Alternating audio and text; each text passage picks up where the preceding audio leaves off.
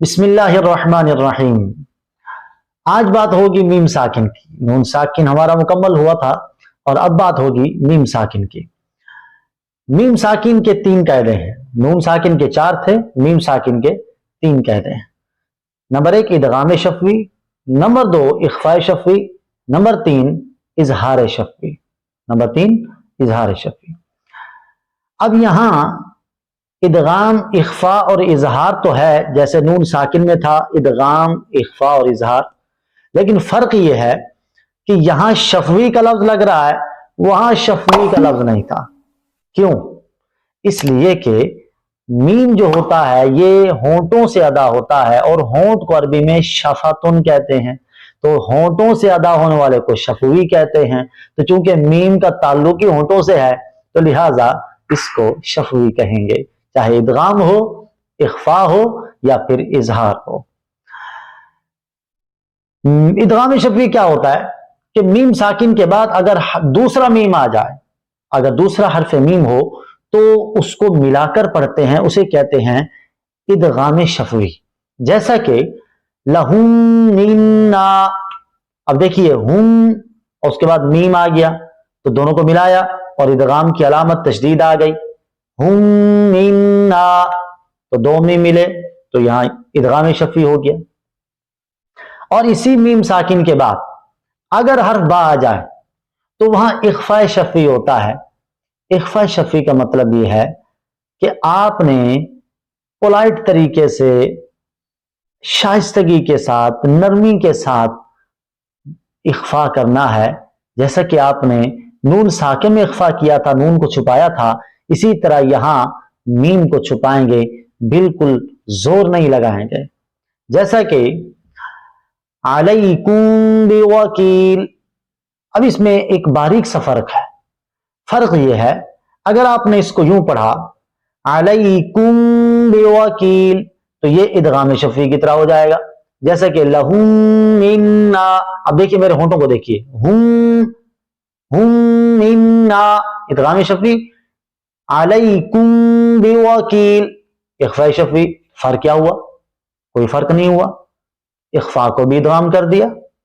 हालांकि आपने क्या करना है, कि दोनों में फर्क वाज़ेह हो। एक तो लिखाई में, किताबत में भी फर्क है कि इदगाम शफवी में जो है वो तशदीद की अलामत होती है और इख्फा शफवी में तशदीद की कोई अलामत नहीं होती।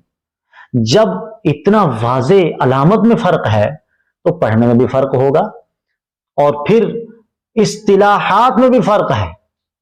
इस्तिलाहात में यूं फर्क है, एक इदगाम है, एक इख्फा है। एक में मिलाना है और उसमें जाहिर करना है और दूसरे में छुपाना है। अगर दोनों को ही जाहिर कर दिया तो फिर अलग अलग नाम देने की क्या जरूरत है। जैसा कि बात और वाह, ये दोनों अलग अलग चीजें हैं। अब कोई कहे कि नहीं जी वाला वालीन पढ़ेंगे, तो भाई दोनों एक हैं। वो कैसे एक है भाई? जब दोनों का मखरज ही अलग है, एक साइड से बात, साइड से वाह, सामने से, तो दोनों की जगह ही अलग हैं, तो एक कैसे हो सकते हैं? तो इसी तरह जब नाम इदगाम का अलग है, इख्फा का अलग है, तो फिर दोनों को एक कैसे पढ़ेंगे? तो लिहाजा ये फर्क वाज़े होना चाहिए।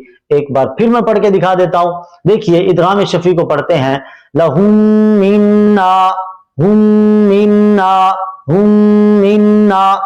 होंठ जम रहे हैं, जाहिर हो रहे, गुन्ना जाहिर हो रहा है, इसे कहते हैं इदगाम शफवी।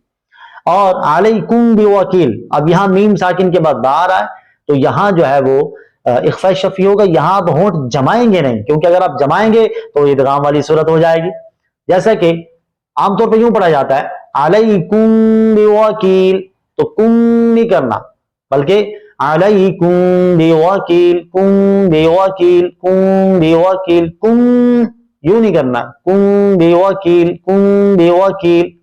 तो ये आप फर्क जरूर याद रखिएगा, इंशाअल्लाह इससे बहुत फायदा होगा। और तीसरा कायदा है इजहार शफवी। इजहार शफवी कहते हैं कि मीम साकिन के बाद अगर मीम और बा के अलावा कोई हर्फ आ जाए तो उसे इजहार शफवी कहते हैं। जैसा कि अलम तारा, امین کے بعد نہ میم ہے نہ با ہے بلکہ تا ہے، جیسے کہ سورہ فیل پڑھتے ہیں آپ، الم تر کیف فعل ربک باصحاب الفیل، تو یہاں اظہار شفوی ہے۔ تو یہ بہت آسان 3 قاعدے ہیں۔ اللہ کریم ہم سب کو تجوید کے مطابق قرآن مجید پڑھنے کی توفیق عطا فرمائے، آمین۔ اللہ حافظ۔